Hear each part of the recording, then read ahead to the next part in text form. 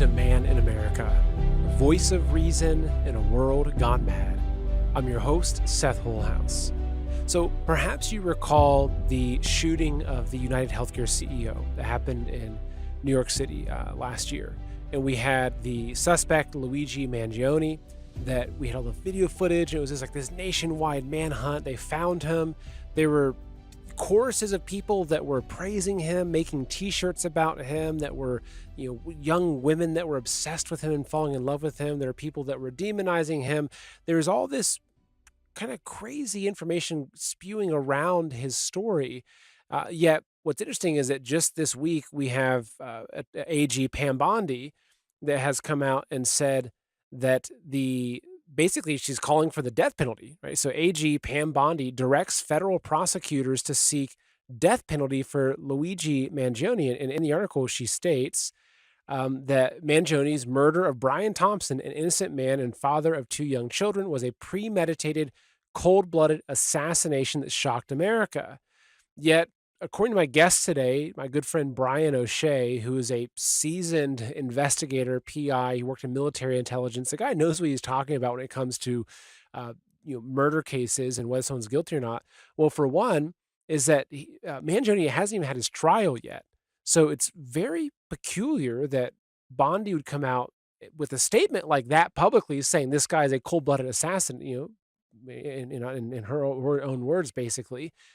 Yet he hasn't gone to trial. And as we'll be going through in my discussion with Brian today, there are massive holes in the evidence for the entire story.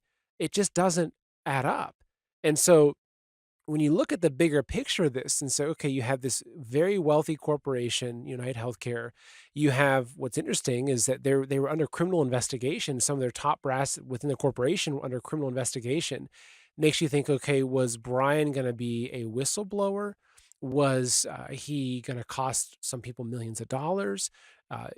Was it actually Mangione? Or and again, according to the evidence that Brian puts forth in today's show, he doesn't even think that Mangione was in New York at the time of the murder, which is even more strange. So, as usual, I will take this with either myself or a guest today, as we have, and just try to pick everything apart and say, okay, well, that doesn't make sense. This doesn't make sense. What do you think? Here's what I think, and here's some theories. But what I can say though is that the whole situation just smells like foul play, like from a mile away.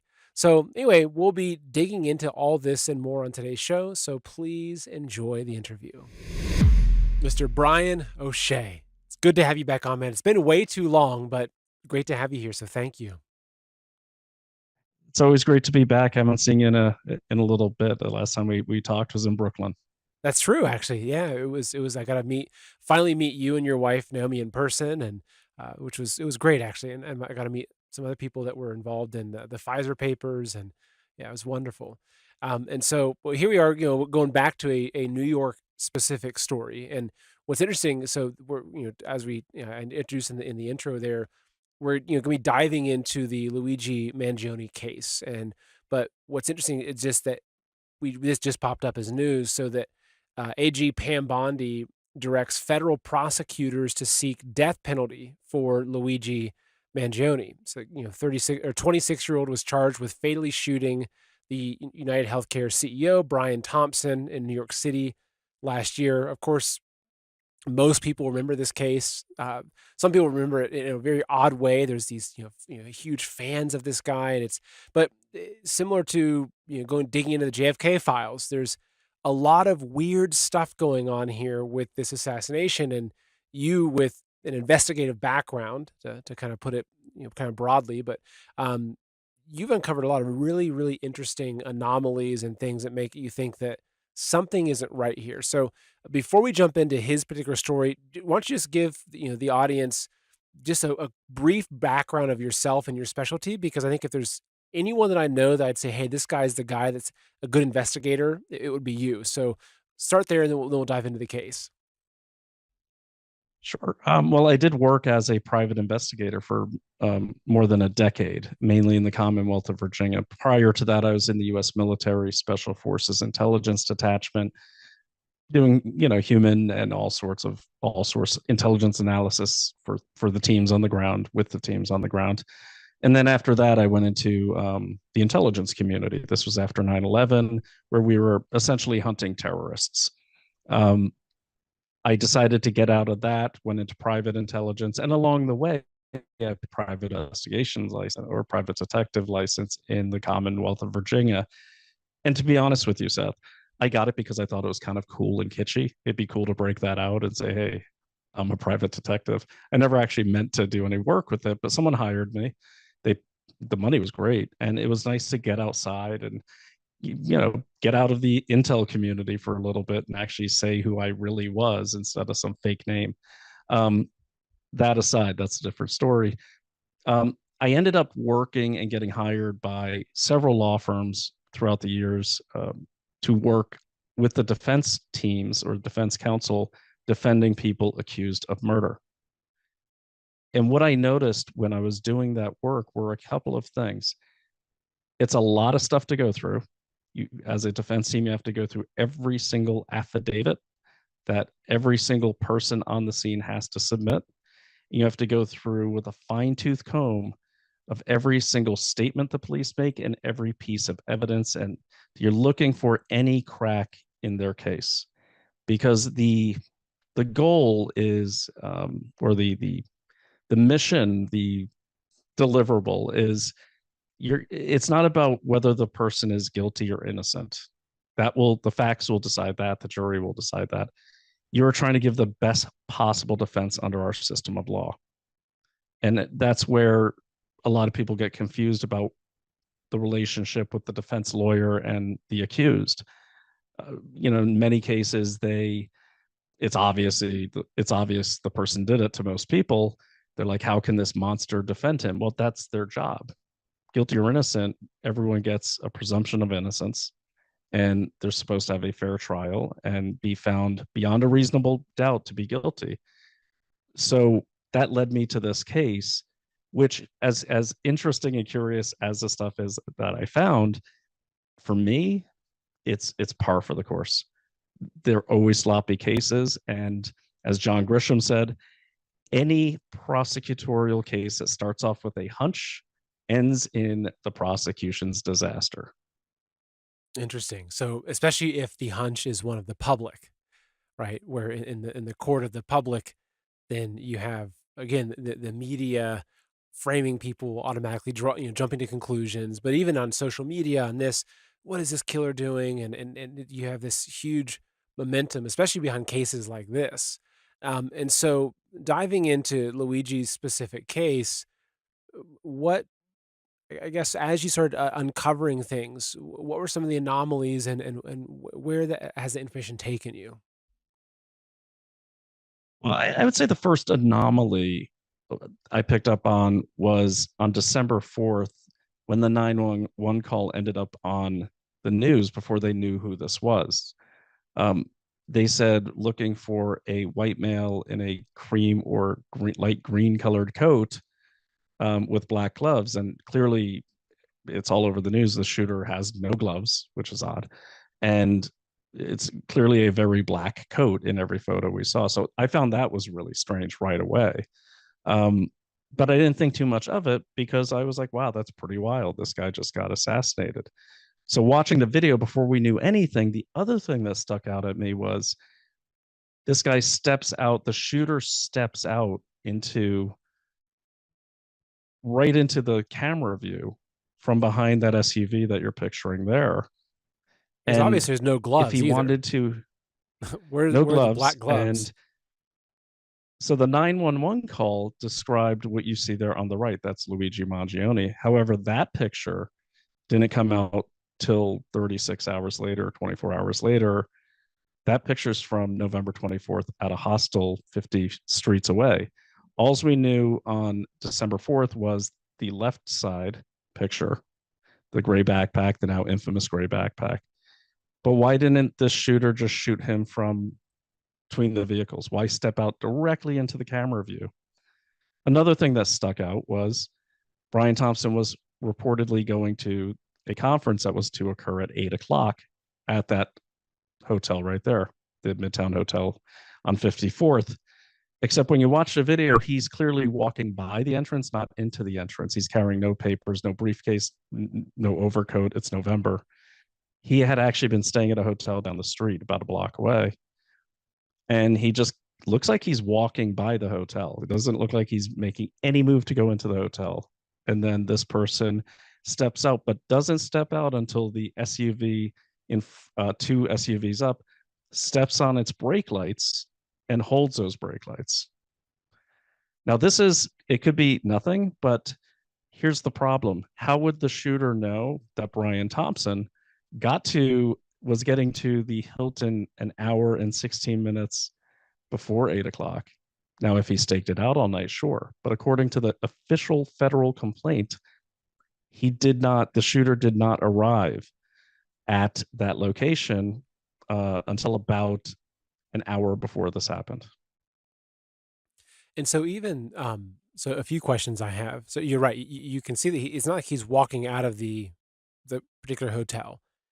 He's just walking on the street, and then Mangione, supposedly, allegedly, whoever that character is there, walks up behind him. Mm. Now it looks like he's using some sort of suppressed 9mm or handgun, but it also, I remember seeing a lot of discussion about how it fired and it looked like it jammed or something, and people were saying, "Oh, if it was like a homemade suppressor, this would happen." Or so, are there any details you have around that? Because you can see from the video and the handling of the gun that he didn't come across as someone that was a trained assassin, right? A trained assassin, you'd never even see him in the video. He'd already know where the videos were. He'd be, he'd probably be between, like you mentioned, between the cars. Like it'd be very different. So, what do you make of that information?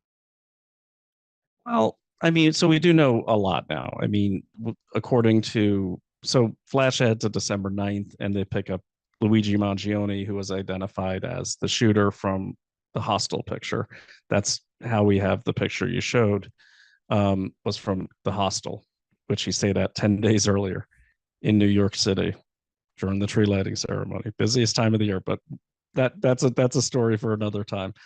We do know, according to the gun in question, which was supposedly found with Luigi Mangione 300 miles away when he fled New York on a bus and decided to keep the murder weapon for some reason. They have it as a ghost, a 3D printed gun, or as they say, ghost gun, and a homemade 3D printed, I guess, ghost suppressor. And so that could explain the jamming. There's just not enough gas being chambered back to push that slide back. We both shoot, you know what I'm talking about.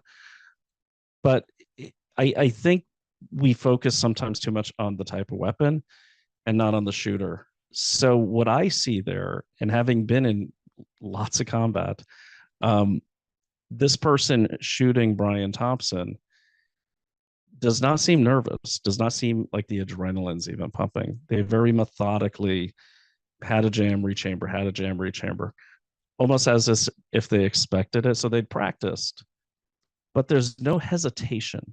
And that's the key thing. This is a person who's killed someone before. So when people say not a professional assassin, well, professional just means they get paid. So, but a cold-blooded assassin, absolutely. Like this person could have been, kicking a can down the road. They did not even sprint after that third shot. They went, checked, and then kind of trotted across the street and made their escape.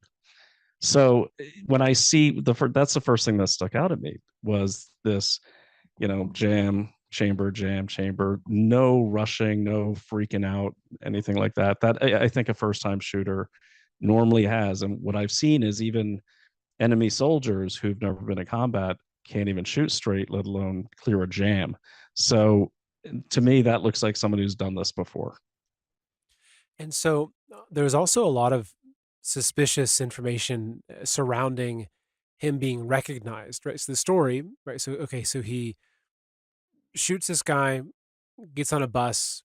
He's 300 miles away. He's got the same outfit, the same backpack, supposedly the gun, right? Still in. Not the same backpack. Not the same backpack. So okay. So what happened with the evidence that led up to it was McDonald's, right? Someone recognized him at McDonald's. Is that how he got Yeah, caught? But that yeah, was also and strange and too, right? Gold has surged 46% in less than a year, doubling the gains of the Nasdaq and the S&P 500. But this isn't just another rally. Global reserves are shifting, exposing cracks in the monetary system. Investors are losing confidence in paper gold and demanding physical metal, creating a massive gap between gold owed and gold available. But this isn't about how institutions broke another system. It's about how you can profit from it. Right now, Noble Gold Investments has a limited supply of investment-grade gold bars and coins available. As banks scramble to fulfill their obligations, pushing gold prices higher, you can profit. Smart investors are already moving into physical gold. Noble Gold Investments makes it easy for you to do the same. And right now, when you make a qualified investment, Noble Gold will add a free 10th ounce gold coin to your order. Don't wait until it's too late. Visit goldwithseth.com or call 626-654-1906 now and turn their panic into your profit. Again, that's goldwithseth.com or 626-654-1906. You'll find that information in the description for the show as well.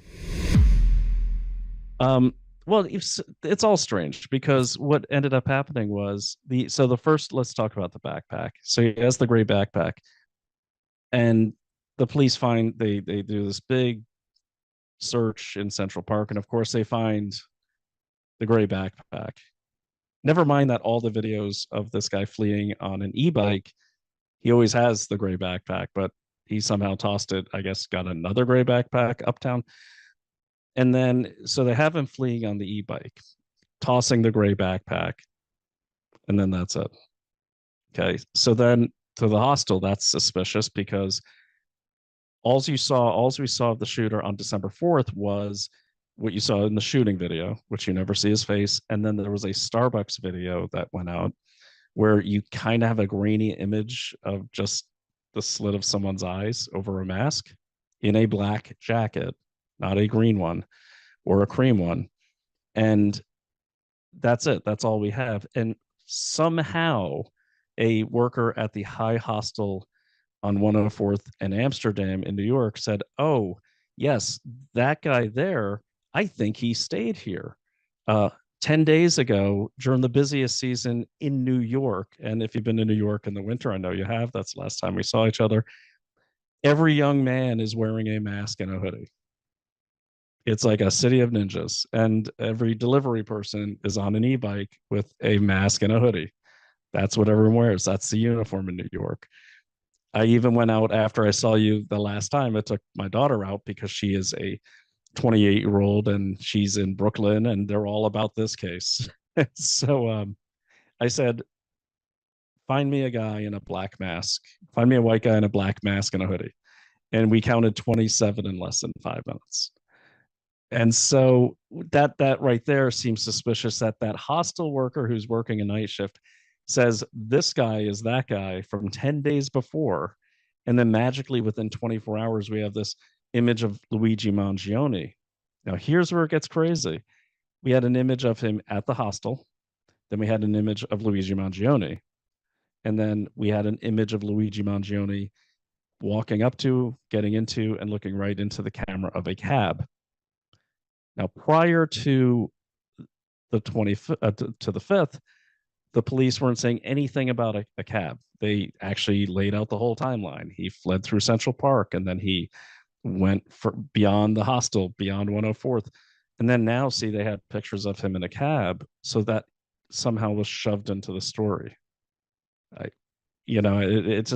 This case is like, I call it the Lego case. They keep adding things on every time there's a gap. But why don't we have pictures of Luigi Mangione at the hostel on the day of the shooting? It's a manhunt. You would think that'd be important to put that information out. And why do we only have 2 pictures of him getting into a cab on a sunny day, mind you? It was raining on the 4th, but the cab pictures are sunny, and the sun is quite high in the sky, and the timelines are cropped out of those pictures. Now, I'm not saying people did it on purpose. What I can say from my past cases, the police are it's interesting. They need the public for a manhunt, but they're also very truculent with the public when it comes to actually sharing any useful information. And also, they're that way with the defense. I can guarantee you any video that the defense got probably didn't play and they had to re request it. They probably got the worst photocopies of the affidavits where they have to re request those. It's just the game that's played.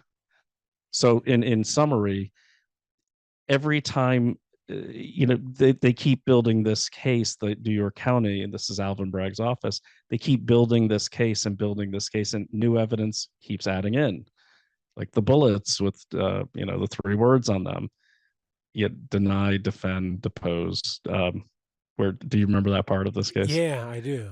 And they're like, first they said he wrote these words were written on 9mm shell casings. Now, you could write with a Sharpie at a 9mm casings, and good luck keeping that on through the shooting process because it'll rub right off. It's polished brass. Well, Yeah. then it became They sell engraved on there. T-shirts. Funny enough. Oh, there's so much out there. There's a comic book. There's we get to that in a minute. Yeah. There's a comic book. There's jingles. So, anyways, so if you're making a statement, why would you write it on these tiny little? Why not just put a sign on the guy? I mean, obviously the shooter was not in a hurry. Why not just spray paint it on the wall? I mean, no one was coming out. No one's getting out in New York to stop you. And so that's just seemed really weird to me. Like, who would do that? And then finally, they also said there was a Starbucks cup found at the scene. And then that later, once there was defense lawyers involved, it became there was a Starbucks cup found with his DNA in the area of where he was shot, of the Brian Thompson was shot. And these are the little nuances you got to pay attention to. These are little details you have to pay attention to as a defense team, is the slight shift in the story. Because normally what will happen is there is a hunch, as I said in the beginning, and there's always that detective, there's always that police detective that he's got it all figured out until he doesn't. But they get married, and then that goes to the prosecution. And the prosecution and the police detective team, they always stay married to their stories, their chain of events, and they rarely stray from them, even in the face of damning evidence to the contrary.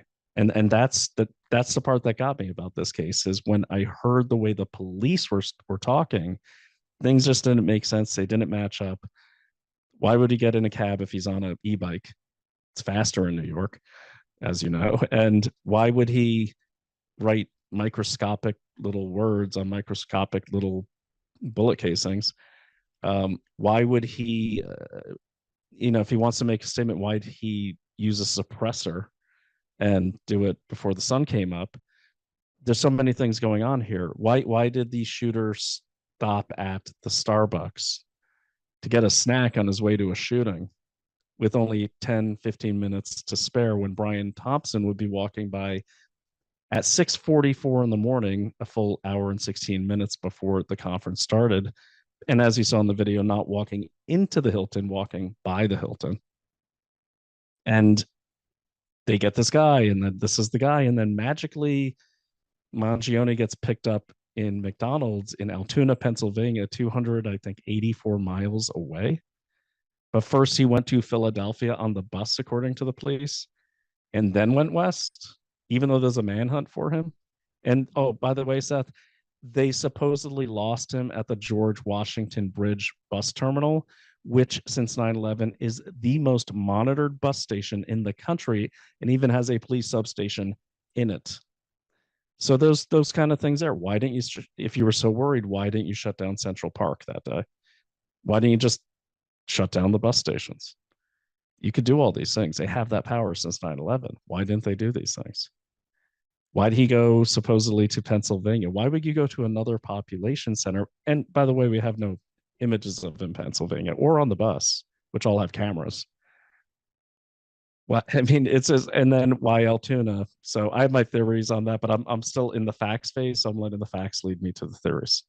Yeah, so I'm already going to the theories. I'm thinking, okay, well, if this, then that, and so I almost want to jump the gun and get to the theories, but I want to just kind of finish up some of the facts before we get into some of the questions I have. Like, okay, well, if it wasn't him, who was it? Why? Like, what's behind this? Like, there's a lot of questions that I have.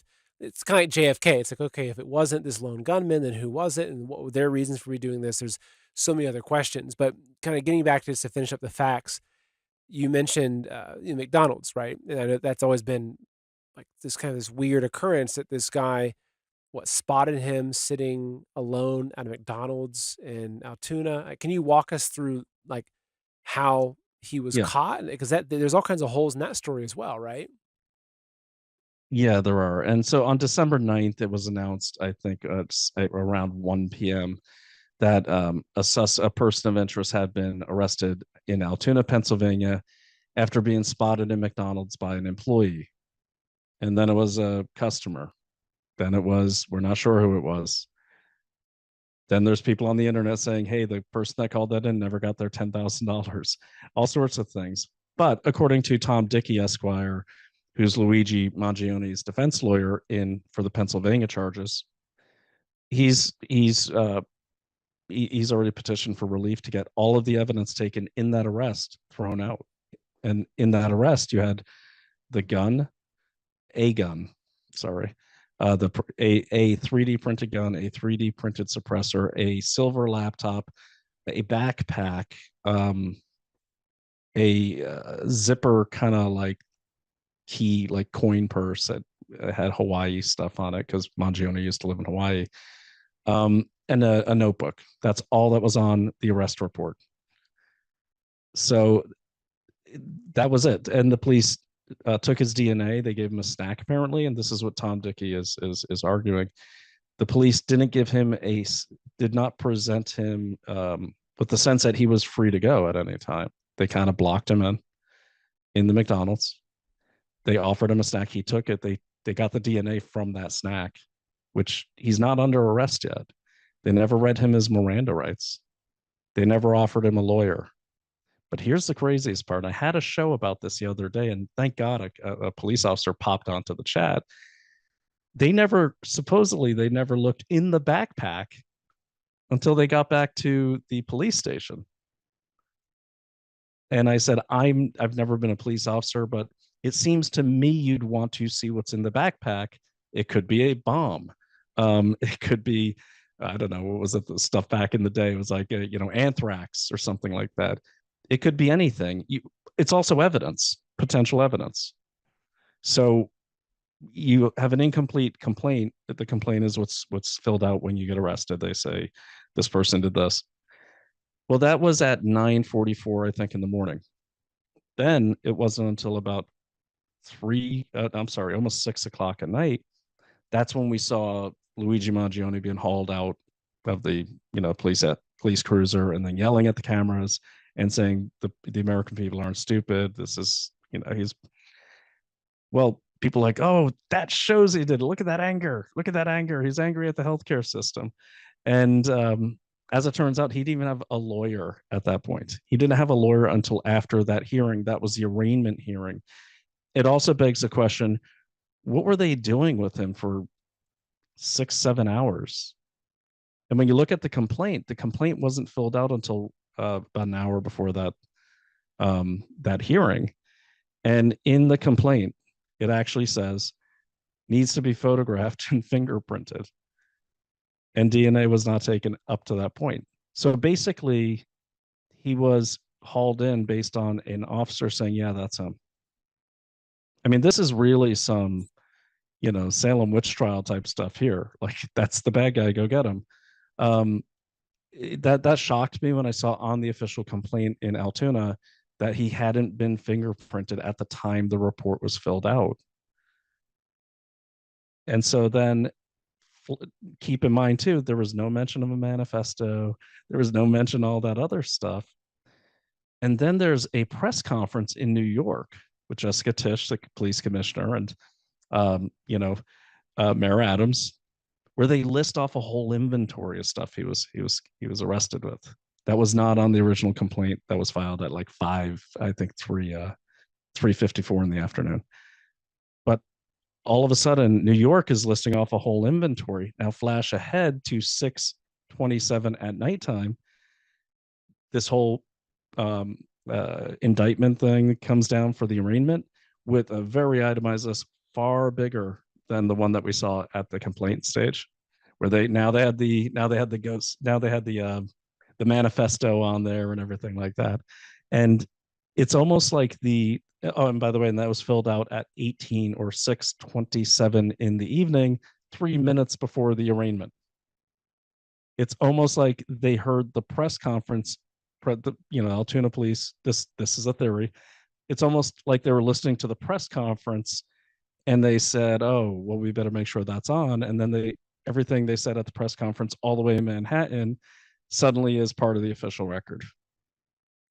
So, okay, there's a handful of questions. I'm kind of they're kind of going in. So, if there's all this kind of poor evidence against him that we can't make sense of, yet he was still arrested with a silent, suppressed ghost gun, right?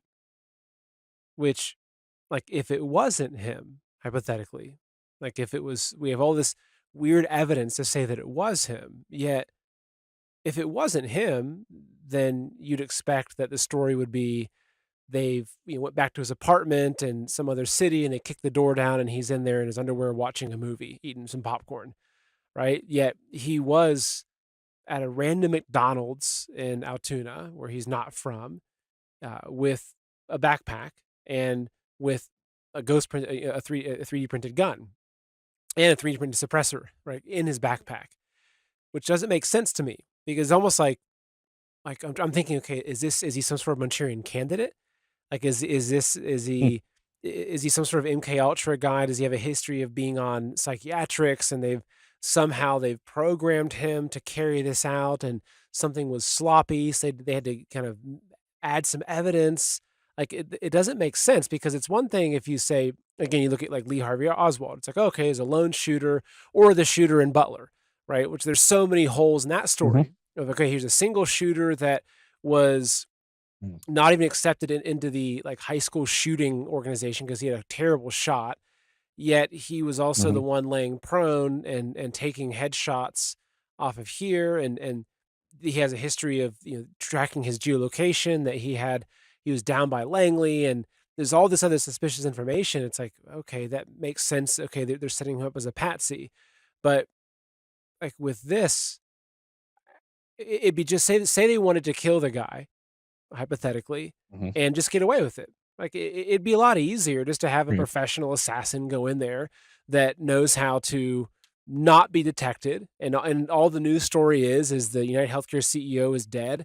He was caught by he was shot by some shooter, and the shooter is at large. And there's the end of the story, right? Like, okay, we're now looking for this guy. Maybe we'll never find him because it's New York City. It's so easy to disappear in New York City. So like, how do you make sense of all this as we're starting to get into more of the theorizing about why was it Yeah, done this so way? and it's important to pursue what we in the biz used to call hypotheses. It's so fact-based hypotheses.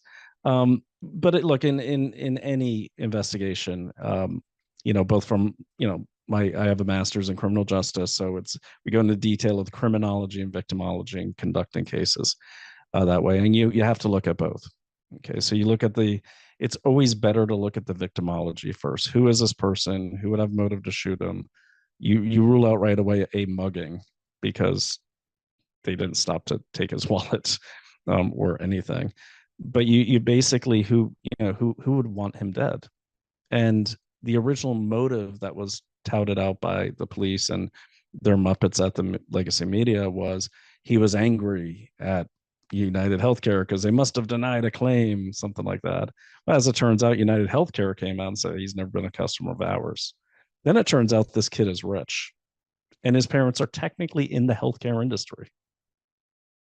They own like a dozen nursing homes throughout northern Maryland, and golf courses and everything. They're very rich. Then the other thing that came out was from sadly and embarrassingly from conservatives saying, oh, well, he's a crazy lunatic lefty and he's trying to make a point, by killing the United Health. And I was really sad to see people that we know just jumping onto the non-presumption of innocence bandwagon, saying the reason he did it is because the left hates private industry and capitalism. Well, here's the problem with that: his brothers are Republican, his cousin's a Republican delegate in Baltimore, and I've gone through every piece of social media available, posted by Luigi Mangione. I downloaded it the day his name came out because I knew it'd get messed with. There's no mention. I controlled F everything. There's no mention of Trump. There's no mention of Biden. There's no mention of elections, but there's also no mention of United Healthcare, Manhattan, Hilton, guns, none of it. Really, he's kind of a really kind of in his head type of guy, the way he talks. And it sounds like he's a bit of a, you know, overwhelmed kind of genius type kid where he's talking about these very interesting kind of topics about like, well, are people losing themselves to social media and maybe I need to bump off of it. So, but very, very highly educated, very smart. He was valedictorian, in his private school in Maryland, one of the most exalted schools out there. Then he went on to get a computer, like an engineering degree where he was building AI avatars and video games, and mainly hanging out with his programming buddies.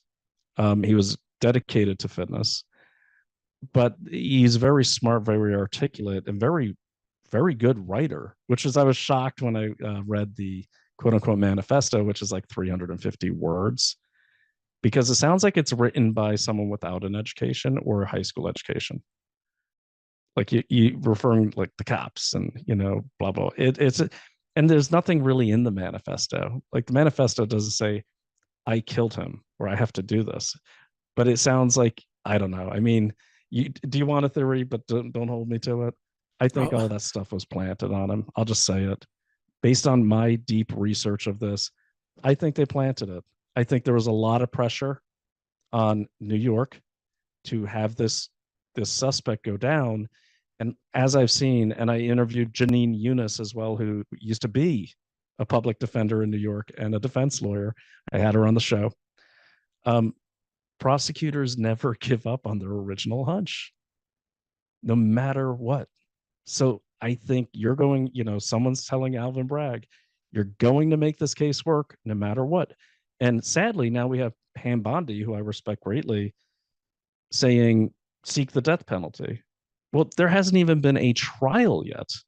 They keep delaying the trial. You would think if there were these mountains of evidence, there'd be a trial by now.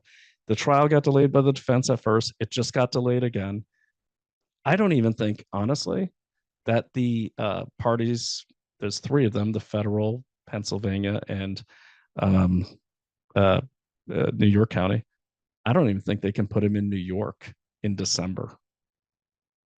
And I can dive into that if you want me to. so interesting. You think they can't even put him there? So you think, okay, so just kind of piecing together. Again, these are hypotheses, right? They're just kind of which is, I mean, that's the world I live in, right? Because if you're trying to Mm-hmm. kind of understand the motives of the deep state, you don't go find some document that was published. Well, actually you do. If you look at Event 201, or you can see that they publish a lot, but a lot of it is speculation. And you're asked, okay, what would be the Mm-hmm. motive here? And as you get more into how these Yeah, like a organizations preponderance of operate, evidence. Right. exactly. And so it's like with this, so you think that I mean, do you think that he was just happened to be at some McDonald's and someone thought that was him, or maybe someone was supposed to think that it was him, and they go and they arrest him, they plant all this evidence on him, and then now he's kind of like he's the guy.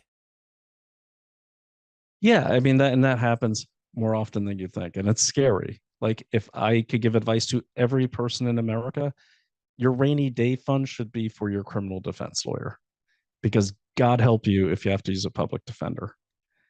And it, the police, and I'll get back to your question in a second, but I won't say the police, but I would say the system, the criminal the the system under a prosecutor's office, once they tend to do this all the time, once a case is made public and it's a sensational case like this one, they just dive right in, and they will fit that circle into a square no matter what, and that's based on my experience. So what I think happened here is, well, I'm sorry, what I can't figure out is why him, but anyways, what I think happened here was they got a face that kind of, they got a guy on a camera from the hostel that kind of meets the description, or they knew they wanted, for some reason I can't figure out, to get Mangione on this, because they did describe his coat before anyone even knew what his face looked like on the 911 call. But whatever the reason, um, once they had that guy, they said, arrest him. And then I think there was that kind of, oh no moment when they realized not only is he super wealthy and his parents are going to lawyer up to the nth degree, but I this doesn't look like the guy. And it happens all the time. But once it's public, you're really in a world of hurt if you're the suspect or the person of interest, because they're going to trial and they're going to do it all the time. Uh, Even the cases that I helped as a private investigator get people off the hook for, we had mountains of evidence to show this is not the person. There's no DNA. This person was in a different state. The key witness lied to the grand jury. Your key witness was carrying a knife the night the guy she was out with got stabbed in the heart. And she has a history of stabbing. I mean, that's an actual case. That was the last case I worked on. The person of interest still sat in jail for a year, and he still had to go to a second trial because we slapped them around in the first one. It was a laughing stock. They still didn't tap out. And that's the crazy part. By tap out, I mean, just put your hands up in the air and say, you know what, maybe we screwed up. So when I asked Janine, the defense lawyer, I said, is that common? I mean, I've never worked a case in New York before. Have you seen that a lot? She said, in all my time as a defense lawyer and a public defender, she said, I've never seen a prosecutor say, I got it wrong. Well, because their reputation becomes on the line at that point, right? If they have the whole nation believing something, and then all of a sudden it's like, oh, we kind of screwed up, and he's actually innocent. So, but That's a good point. it sounds like he has a wealthy family, so he's got a good defense attorney. I'm guessing probably one of the best, right? Do you know who his defense attorney is? No. She's married to P. Diddy's defense attorney. That's okay. That's interesting. Do you now, again, hypothesizing here, do you see any connection there? I mean, because this is the thing, is that it's like, I like spy thrillers, and like as I mentioned before we started recording, right now my wife and I are watching Person of Interest. Great series. Jim Caviezel. I highly recommend it. It's not that woke. There's a little bit in there, but Mhm. again, but it's good. But what you see though in that, and what we tend to believe, and just through Hollywood, is that you start tracing these things up, and it's like, oh, wow, it happens to be that this guy was working for the Clintons, but then his wife was also the lead counsel representing this other, Epstein, and you start drawing these Mhm. circles. So as you've traced things up, do you find anything suspicious at that level? America is under siege. You've seen the headlines: terror attacks, chaos, and whispers of coordinated threats. Intelligence insiders and whistleblowers are sounding the alarm.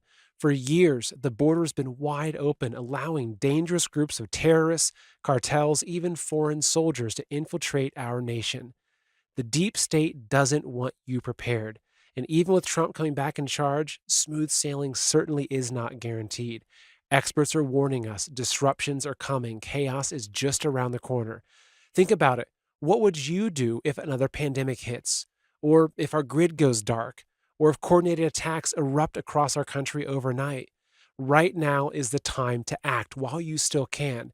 Your family's survival depends on having a secure food supply. That is why Heaven's Harvest exists. Heaven's Harvest offers the highest quality, long-term, storable food, delicious, nutritious, and designed to last up to 25 years. Imagine the peace of mind knowing that you have 3, 6, or even 12 months of food ready for any emergency. Don't wait for the shelves to go empty or for the next attack to catch you off guard. Take control now. Go to heavensharvest.com and secure your supply. Use promo code SETH, that's SETH, for an exclusive 15% discount on your entire order.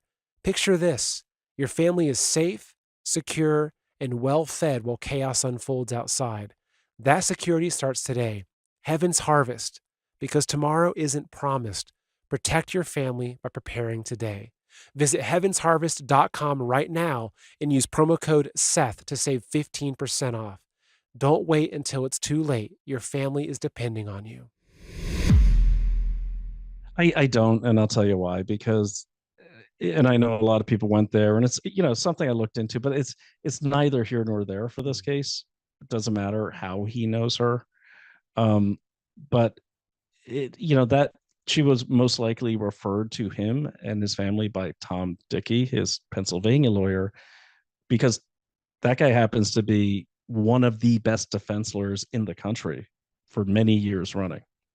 So you're in a case like this, I would want, this firm here that represents people who seem undefendable, because obviously they know what they're doing and they're bold enough to do it. But most likely in cases, and what I've always seen is if there's a multi-state case or multi-jurisdictional case, if you're happy with your defense lawyer and your defense lawyer says, hey, you know what, I know who you need for this, I know the perfect person, you're going to take his advice if you have a good lawyer, so, or her advice. So that's what I think happened there. I don't know, the family's not talking. I do know the family's very prominent in Maryland. And yeah, I mean, I think it's just the best lawyer that they could get. They're probably lucky they got him. But Okay. back on your the reputation of the prosecutor, let's think about that. The night before December 4th, on December 3rd, Tish and Alvin Bragg, Commissioner Tish and Alvin Bragg, had a big press conference about record level low crime in New York, because you know what that week was? That was the tree lighting ceremony just 100 yards away. Okay. And they had the big signs up. Plus, Commissioner Tish had just been sworn in on November 20th. So she has a lot of pressure. Alvin Bragg, why would he have pressure? Oh, yeah, that's right. Because he literally dropped the ball on every case he's had this past year. So, yes, he got the indictments on Donald Trump, but they were indictments of things that I'm pretty sure weren't even crimes, and there was no sentencing. And then he had Daniel Penny, who won his case. So now you have all this pressure on Alvin Bragg. Like, we need we need a scalp on this one, man. And it's like, I think that's what happened. Is he's got it. It's perfect. And then there's that oh no moment. Oh no, he's rich. Oh no, he's got her as a lawyer. Oh man, it's just there's so much about this case that doesn't make sense. Plus, like I said, we know he went to Philadelphia because that was in the Altoona press conference. We know he was heading to Pittsburgh because that was in the press conference. So why was in Altoona? Here's my theory of the case. For if I was Mangione, I believe, like many people, I used to live in pretty close to where he lives in Towson, Maryland. I believe like half the East Coast, he was heading up to New York for the holidays, go enjoy some holidays. And on his way up, he found out that his face, was the subject of a manhunt. So on his way up, I think at around Philadelphia, he veered west and said, I'm going all the way to Pittsburgh, and then hopped out, probably because he was tired, on a bus at a small town, happened to be Altoona. I've already checked Altoona for any Mangiones, any family connections. I can't find them. That's why I think he never was in New York. And he was definitely there in November, but December 4th, I think he was heading back up, probably for the tree lighting. And then he sees his face and he's like, oh, hell no. That's the only way you can explain at this point, with the evidence that we, the public, have, why he would go through Pennsylvania. So you Why he'd go think, through Pennsylvania. okay. So maybe that there wasn't some grand conspiracy to frame him like from the get-go. It was more so this murder happens high, high super powerful CEO of a major company. A company that you mentioned earlier how a lot of conservatives were saying, "Oh, that maybe this is a leftist thing going against." But actually, I would say that of all the different people, like I would say someone probably on the far right that's anti big pharma, anti, like like the roles have really kind of switched. Whereas now it seems that a lot more of the left is pro big pharma and pro big corporation. It's not like Occupy Wall Street, right? It's inverse now. Where now the conservatives are Yeah. the ones that hate the big corporations and are going back to small businesses and everything. It's some weird stuff happening there. But so basically that someone else commits a murder, and this is the guy that they're able just to kind of pin it on because again, reputation is key with this. And if this murder of a very high profile individual goes unsolved and the NYPD can't catch him, and it makes the whole police force and the whole justice system in New York look kind of bad if they can't solve this. So, Mhm. but okay, then kind of going into some other different areas of thought here, who do you think did murder the CEO, and why do you think there's any motive there? I mean, and again, that's getting into really much more It's hypothesis because it's really outside the realm of Luigi well, himself. But there's a motive. what do you think? So there was a case with Andrew Whitty, who's the top CEO, the CEO in charge of the finance and investment section of United Healthcare, and Brian Thompson.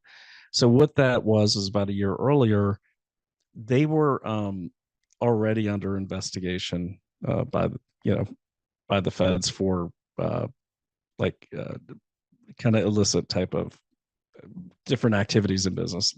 Kind of strong arming smaller companies to get absorbed by United Healthcare. There's a myriad of things. So the DOJ had gone to Andrew Whitty and Brian Thompson, this other gentleman, and said, "Hey, just so you know, we're going public with this investigation. Come next week, this will give you time to let your shareholders know that an investigation is underway." Which they have to do. That's their fiduciary responsibility. It's also illegal for them not to tell their shareholders. They didn't do that. They made big trades first, made tons of money. Brian Thompson made in the area of 15 million. Andrew Whitty the other guy made 118 million. And the Andrew Whitty, it's not disclosed how much he made, but it probably was far more than Brian Thompson's 15 million. Well, then they got caught. And so now they're under investigation for insider trading because they had insider information and they traded on it. That inside information was the Fed saying, "Hey, we're invested, we're going to go public." So if when I see, let's go back to December 4th, that case is ongoing. Now, all of a sudden, let's say you're the investigators at the federal level for this insider trading case. Who are you going to try to get to spill the beans? It's not going to be the guy that made 118. It's not going to be Sir Andrew Whitty, who probably made far more and is protected from on high. But the guy who made 15 million from, kind of pulled himself up by the bootstraps, put himself through college, kind of a wholesome guy, has family values. That's probably going to be your guy that you're going to try to get to be your whistleblower. So you go to December 4th, the morning early, way before this 8 o'clock conference that no one knew about until uh, around the conference. He's clearly, to me, just having thousands of hours of surveillance of watching people through the lens, and sometimes watching the same people for 3 months straight from a hotel room across the way. You really get to know how people walk when they're heading to a meeting or going to meet on a date, everything. That looks like a guy who's heading to a meeting prior to the conference with someone else and not at the Hilton, but near the Hilton. That's what that looks like to me. Because why else when they have a briefcase, presentation materials, an overcoat? And look, I'm a little trunky like Brian Thompson was. I love the winter because the overcoat I find very slimming.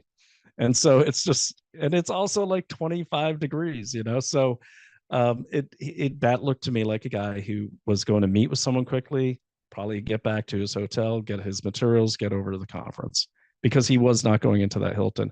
My guess is my theory is that Brian Thompson was a whistleblower, and there's only there's only really one person who had a motivation to really kill um, and that would be someone who stands to lose their freedom and hundreds of millions of dollars. And I would say profit and greed trump ideology every time. So yeah, I hate United Healthcare, but if this guy over here is going to lose $120 million, he's probably going to be more motivated to kill the person than I am. I might have some hesitation. You see what I mean? Oh, I mean, to me, that makes way more sense than some young, smart guy from a wealthy family that maybe has some, a bone to pick with the healthcare industry. Okay, there's something, right? Okay, but when you look at, was this guy going to be a whistleblower? Was this guy going to be the crack in the entire fraudulent structure of criminality that led to individuals making potentially tens or hundreds of millions of dollars? It's really easy to say, look, I've never priced out hitmen, right? But I've seen a lot of different news stories about this, and it's sometimes it's like a couple $1,000s. It's like, oh, this woman was paid, she got caught hiring a hitman for $5,000 to kill her husband.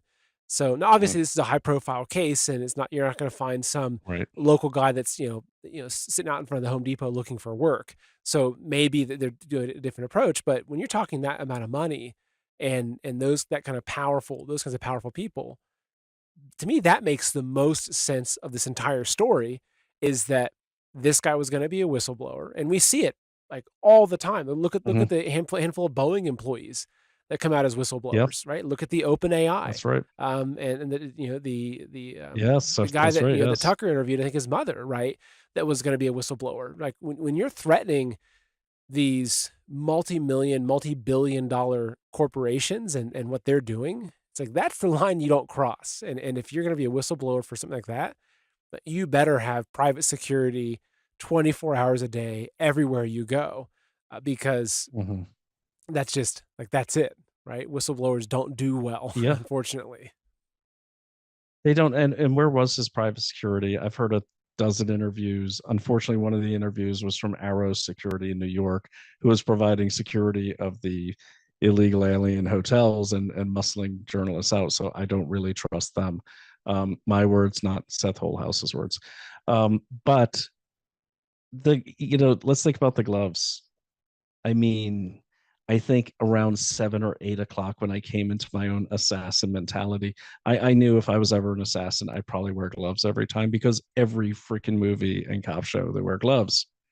But in November, when you'd want gloves and you're going to kill someone, the shooter decides not to wear gloves, almost as if that sets up a great alibi for the police of how they found fingerprints. And he steps directly into the spotlight, directly into it. He could have easily shot that guy as he passed by that gap in those two cars easily and not even be seen on camera.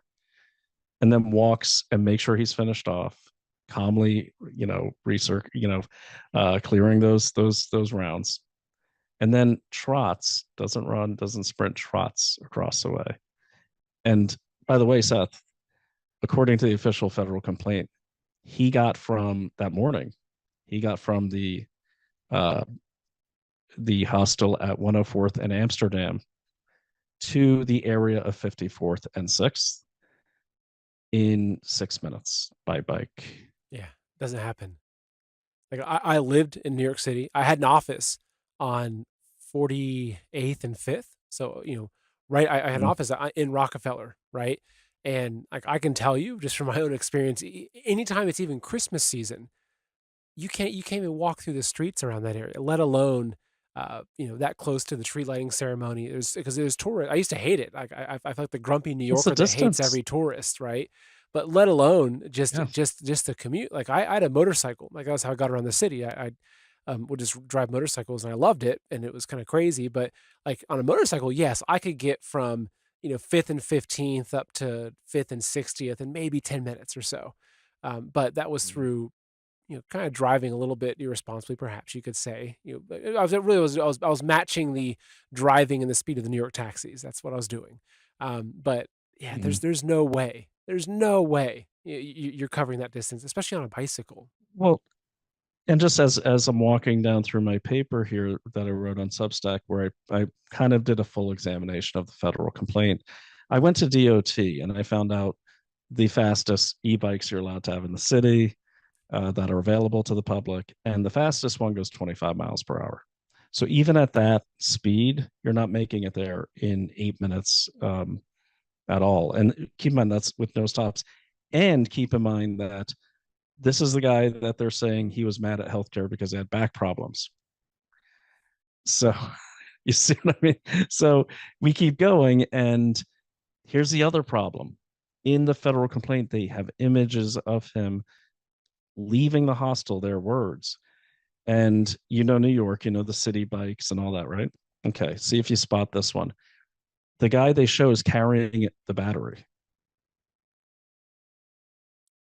You don't And touch you those can't take those batteries. batteries off a No, city like bike. intentionally, they're locked because if you're gonna steal one thing from an electric bike that's worth money, it's that Yeah. Bosch battery that are they're probably worth. The person in their image owned his own bike. And as just you see right here in my paper, it's like my report, the area that they're showing is not him leaving the hostel. It's leaving the Frederick Douglass block of buildings, which is like a low income housing thing. Um, it shows him leaving there. There's like a series of tunnels and like a chain link fence type. When they put up the construction kind of forms like a tunnels and little canyons. He's coming out of there. He could have come from the hostel, sure, easily, but we don't see him leaving the hostel on the morning of the shooting. We see him leaving the entrance to the Frederick Douglass low income housing units. So, and then he does his incredible Marvel superhero 6 minute pedal fest down to 54th and 6th, stops, gets a snack, few minutes to spare, trots on over to the uh, the hotel, shoots a guy, and moves on, and then makes it all the way back up to the bus station. Then later we find out he, for some reason, ditched the bike and took a cab, um, and then goes to the bus station where the police say they lost him in the most monitored bus station. This super smart, high IQ, top of his class guy, world in front of him, decides, hey, they're after me, so I'm going to go to Philadelphia. I'm going to go to another population center on a bus that also has cameras. And oh, I guess that was a bad idea. Now I'm going to go. I'm gonna swing down this way. Now I'm going to go all the way that way. Now the going all the way that way makes sense, but it makes no sense that we have no images of him really on the day of the shooting. We have none of that face on the day of the shooting. All we see is a grainy picture of a guy in a hood. And Crazy. yeah, it's just, and that's where I've gone with this. And I've had major shows call me because I was Daily Caller interviewed me, and they did a great job. And I was talking about how it's impossible to be on the scene with that timing without a surveillance team or hiring some to do surveillance, keep an eye on this guy, and then say, hey, what are you doing at the Starbucks getting a snack? He's here. He's leaving his hotel. I've done surveillance in New York City, and it's impossible sometimes just to find somebody, let alone be in the right place at the right time when they are an hour and 16 minutes ahead of schedule. It's impossible unless you sit there on their house all night and follow them from their house to the event. Granted, anyone could get lucky, but I don't see how this is even possible. So, what does that mean? That means, okay, if I was going to, based on, if I was going to write a crime novel on this about what I think happened with the shooter himself, I think the shooter was hired. I think a separate PI team was hired to do surveillance on Brian Thompson. Okay. I think the shooter was a separate hire by whoever hired him. And we can't rule out the wife. They were estranged. That should have been the first suspect. No one ever even mentioned her being a suspect. So you would say, okay, PI team, you're going to do this, report into me, let me know when he leaves. What the PI team probably doesn't realize is what that information is being used for. And it happens all the time. I've had so many cases where people will, and we were good at vetting it, but we would have stalkers, we'd have rapists, everything, trying to get us to do surveillance on potential victims. I mean, it happens all the time. You have to be really careful vetting clients when you're in that business, but it does happen. You got your surveillance team, that information is being fed real time to the shooter. And you got to imagine if the PI team was in that SUV which is the vehicle of choice for PIs in New York because everyone drives them and you blend in, and they have good headroom in the back for surveillance. Um, that must have been a oh my god moment, you know, when someone just shot our mark. So that's how I could see that happening there. I will also say the gloves were left off because it set the police up nicely to have found conveniently find fingerprints on the scene. I can't imagine anyone with the coolness of that shooter forgetting to wear their gloves, but not forgetting to wear a mask. And I think that's what happened. I will also say this: it's not special forces, it's not CIA doing that shooting, and here's why. Okay, it hit me. It was actually my 13-year-old son that pointed it out because I taught him how to do combat shooting. We were all taught to shoot with the gun pointed down and raising it up to the target, not coming down onto the target from above. You see that shooter, he does one of these numbers every time. That is not something you would do because we shot so much in the different jobs I had where you had standard qualifications every year, even in the agencies. And if you came down on your target like that, you'd get kicked off the range. We were always taught hold down, come up. And that's an instinct. It's a muscle memory after a while. So, you know, I would say it's probably not someone from our special forces or our intelligence community. To me, I mean, who would have experience shooting people and being calm in the face of gunfire or potential gunfire or that situation? I mean, and you know, I respect my brothers in blue, but let's face the facts. I mean, someone who's going to know New York that well, be able to move like that and not be nervous about shooting someone. Ex cop. Interesting. Just a theory, just a hunch. Just a hunch. Well, so Brian, as we're wrapping up, I want to make sure that I pull up your Rumble channel. I want to encourage you to check out your show, investigate everything, which is exactly what you're doing, right? This is exactly, it's Yeah. super accurate. You've got some recent shows on this. Here's one of your most recent ones 5 days ago. Um, Mhm. Also, I just saw this. You have a 3 hour show on the 23andMe and the CCP, which is probably going to be really good. Yes. Um, and so anyway, I'll make sure I put your link to your show in the video description. And do you have any final Mhm. thoughts as we're wrapping up? Yeah. My final thoughts are this: is if you are speaking with emotion and you're trying to be a journalist or an analyst or even a pundit, do a little investigating. If you feel strongly about a case, you're probably forming a hunch, and that's trouble. Let the facts lead you to a theory. Don't let the theory lead you to the facts because you'll find the facts for it to fit in a theory. Okay. But the facts leading you to a theory will always steer you in the right direction. And never forget Occam's razor. It's not always a conspiracy. It's not always the CIA and the Five Eyes. Sometimes it's just greedy CEOs. It's a good point. Good point. Well, Brian, thank you for your time today. Really interesting. And I look forward to seeing how this develops. Do you know when he goes to trial? They keep pushing it off. I think the next date is April 9th, but it again has been delayed like 3 times. I mean, we're not even at, they're still at discovery phase. Ah, I So, see. and I want to remind people of that. He has not been convicted of anything. Which is kind of crazy. So I'll pull up I this would, this briefly here. Like when you look at this yeah, article on Pan Bondi, where she says here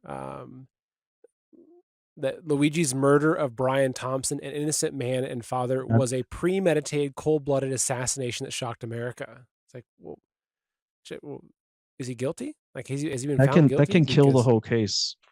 like, Yeah. it I mean, seems that like a honestly, very that could be a irresponsible mistrial. statement that she's out there publicly stating. Like, if like, I don't know, if you're on the jury and you read that the AG of the entire government has already said that this guy's a cold-blooded murderer, then I mean, why have a trial, right? Well, that's a mistrial right there. I mean, how Man, can he get a fair trial crazy, unless that's the intent? Hey, we tried crazy. our best, but oops. I would imagine the Republican delegate Italian family in Maryland is probably more friendly with MAGA than against them. Just a hunch, you know. But those hunches, we got to watch out for them. They could get you in Yeah, trouble. they can. Well, Brian, thanks again, man. It's always good speaking with you. Always a pleasure. Numbers don't lie. The impact that Balance of Nature makes every single day is astounding. You can see the numbers for yourself at their website, balanceofnature.com. So listen to these stats concerning Balance of Nature's worldwide success. More than 1,000 success stories are reported each month, hundreds of thousands of customers worldwide, millions of orders delivered each year, and billions, yes, billions of fruits and veggie supplements consumed by people who've decided to start living better. There's only one number missing. That's you. Do what I did and add yourself to these numbers. Start taking Balance of Nature's whole food supplements, like so many others around the world. Here's another number that should get your attention: 35%. Use my discount code SETH to get 35% off plus free shipping and their money back guarantee. You must use my discount code SETH. So call them at 800-2468-751 and use the discount code SETH, or order online at balanceofnature.com. Use discount code SETH to get 35% off plus